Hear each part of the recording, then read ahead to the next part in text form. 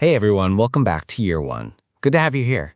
Yeah, glad you're hanging out with us again. This one's going to be fun. So, today we're staring straight at that scary moment where you ask users to try a product they've literally never seen before. Right, you've got no habits to lean on, no muscle memory, and the clock is ticking before they bounce. We're going to talk about why that first 2 minutes of onboarding feels like a high-pressure sales pitch and a trust fall at the same time. And how urgency works there. Like, how hard can you push without making people feel trapped or, tricked? Yeah, plus how much you should explain upfront versus letting people discover things on their own so it doesn't turn into a 17-screen tutorial. I've definitely built the 17-screen version. That deal taught me a lesson I won't forget. Same. So we brought in someone who's lived this over and over, product and UX expert Alexander Benz. He's got stories about first onboarding flows that flopped, the ones that quietly printed retention, and why your helpful guidance might be killing curiosity. So let's set the stage and then hand it to Alexander. Hi, Alexander. It's good to have you back. This time, we are getting into onboarding users into a product they've never seen before. How have you been? I've been doing great. I'm excited to get into the topic today and talk a bit more about Mato and what we're doing here together with you today. That's awesome. So before we dig in, I'm curious, what made onboarding feel like such an urgent thing to focus on right now? Was there a specific moment with Mato where you realized this was the real problem? Well, I think since we are a completely new product category and that we are doing something that no one else is doing in the industry, and it's also a complex setup, it's definitely something that I wanted to focus on to make sure that we do the right way and also optimizing our sales process and making sure that that is done in a way where the consumer also feels like they're actually understanding what they're supposed to do. So it's an important thing for me in that way, but my background is in UX design and customer experience. So it's also definitely something that's close to my heart in terms of building great user experience too. That makes total sense. You've spent years helping e-commerce companies guide people toward a checkout button they already understood. But with Mato, there's no existing mental model for what people are even looking at when they first land on it. Take me back to the very first onboarding flow you shipped. What did that actually look like, and where did it go wrong? Well, I think one of the things that I find difficult sometimes is that I'm so excited about the product that I might be overcomplicating certain things or over-explaining certain things. But I noticed that as soon as I get them to listen to the audio, and then when they also experience the actual interview, like the one we are having right now, that's when it really clicks for the end consumer. So I can talk about all these nice things and it looks good and all these things, but if they don't hear it, they're not going to get it either.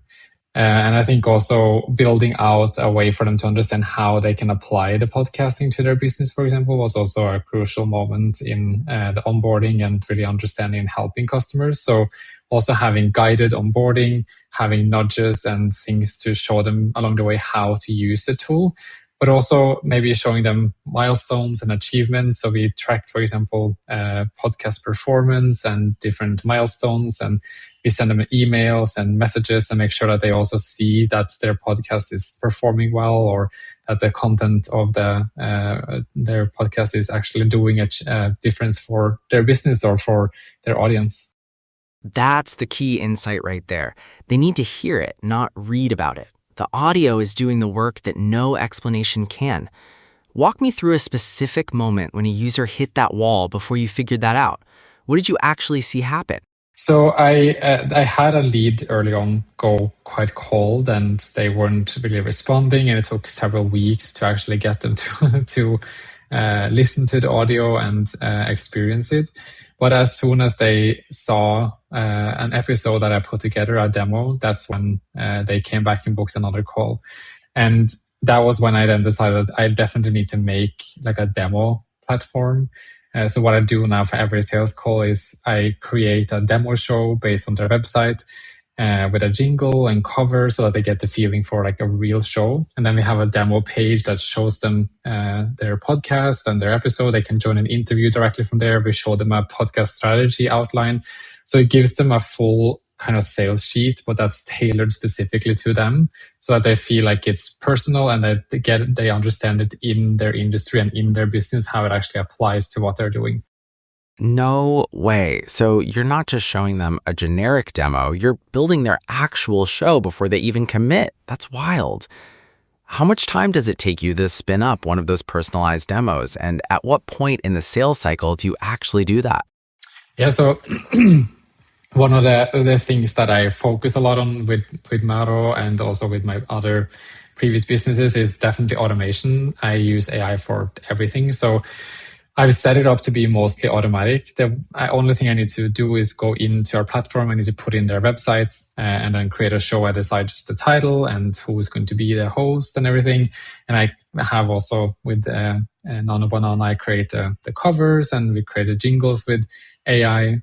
And then when that's ready, I can just put the URL into HubSpot and I will just click create demo page, and then in the background an automation runs and it creates the whole strategy, it creates the whole page for me based on a template. So it runs a full cloud code agent on our server in the background to create a full page. So then it takes maybe like 5 to 10 minutes and then I have a full URL that I can send to them. Just take the transcript then from the call, ask Claude to write the email to them, put in the URLs, and then it's out the door. 5 to 10 minutes. That's incredible. You've basically turned the entire sales demo into a product experience itself. So when they land on that personalized page, what's the first thing you're trying to get them to do? Are you pushing them straight into listening, or is there a sequence? Yes, definitely. So there's a huge or a big hero section where they see the cover of the podcast. They see, oh, your first episode is ready with a big play button. They play the episode, listen to it. When they go down, they see the strategy. Along the way, there's also floating elements to do their own interview on the podcast.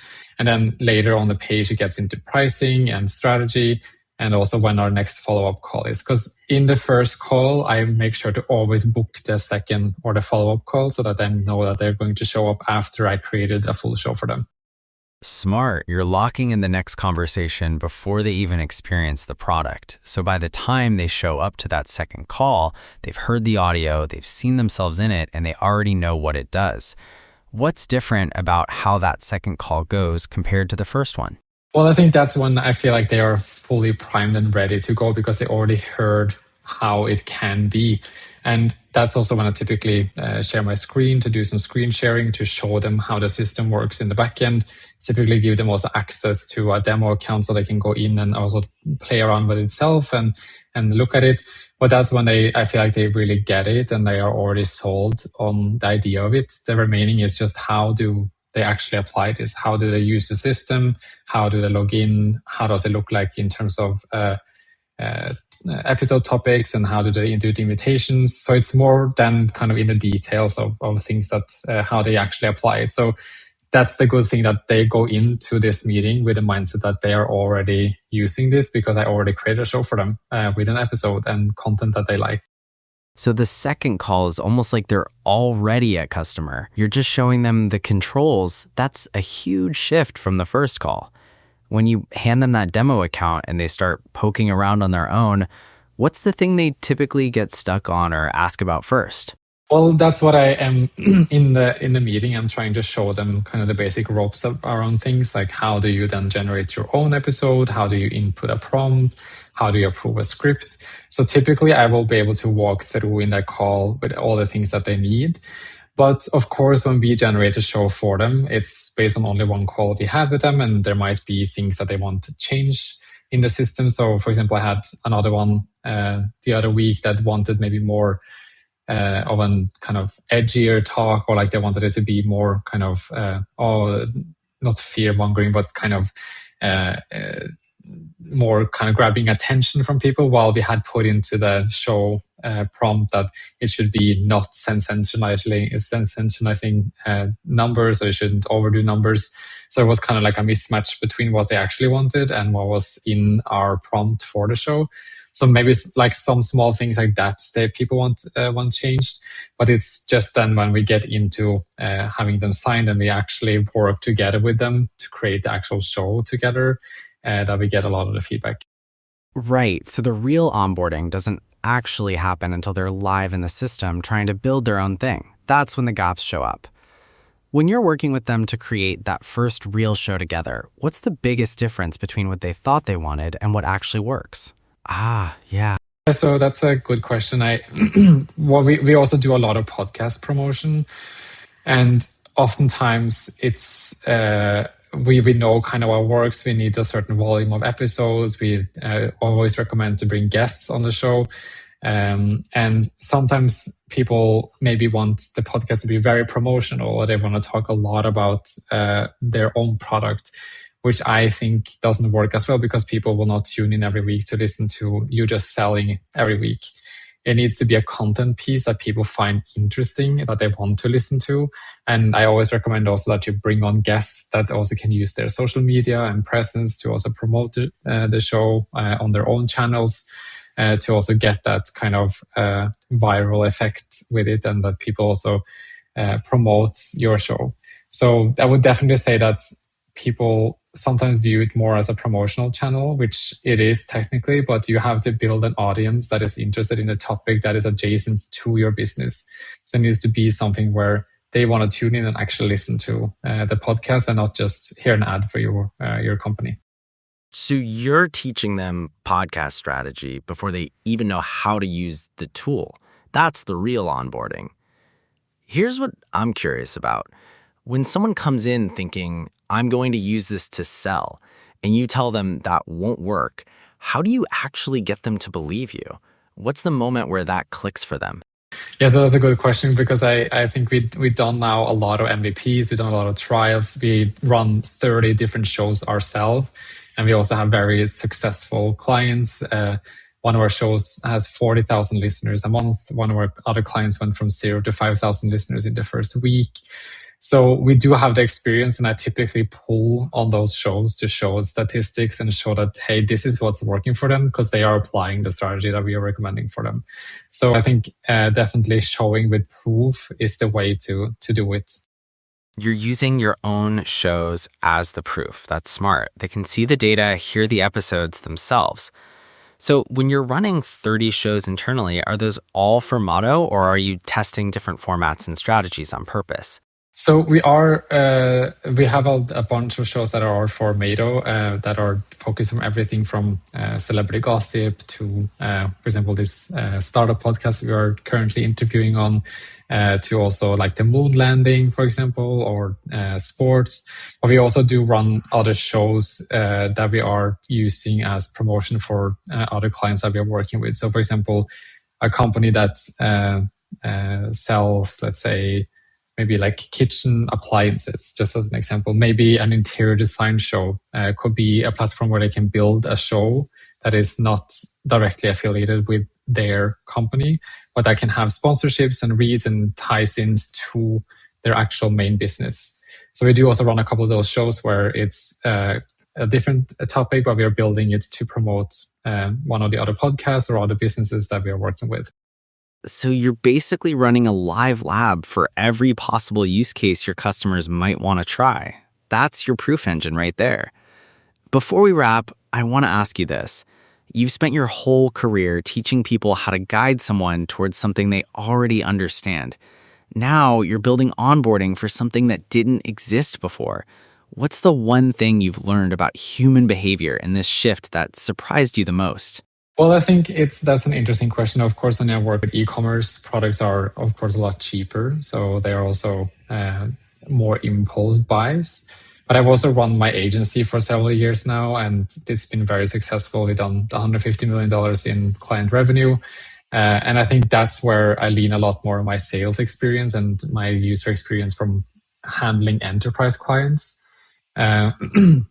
But I think the shift is definitely that it needs to be tailored. It can't just be generic. It needs to be an understanding of who they are as a client. So I spent a lot of time researching before my meetings, making sure I understand what they've done in the past. Maybe they've had a podcast before that died out because they didn't have the time to do a podcast. So there's all these different things that I can kind of pull on that makes them want to engage with me and be interested.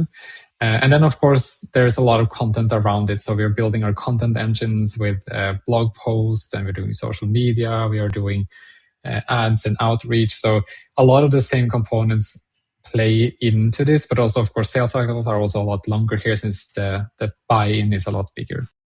Alexander, this has been such a great conversation. Thank you so much for coming on and walking through how you're actually thinking about this.